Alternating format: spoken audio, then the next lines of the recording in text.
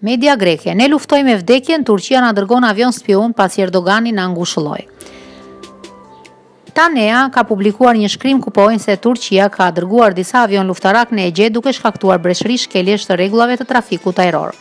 Ndërsa presidenti turk Tayyip Erdogan dhe ministri i jashtëm Mevlut Çavusoglu kanë shprehur ngushëllimet dhe mbështetjen e tyre për tragjedinë që ka përfshirë Athinën prej 2 ditësh, nga ana tjetër kanë dërguar avion luftarak në Egje duke shkaktuar shkelje të vazhdueshme të hapësirës ajrore kombëtare dhe shkelje të rregullave të trafikut ajror.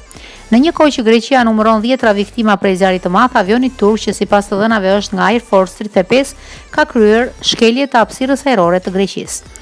Përkatësisht në hapësirën ajrore greke hyri një avion spion turk CN-235 dhe një tjetër F-16 i armatosur, duke shkaktuar reagimin e avionëve luftarak të forcave ajrore greke.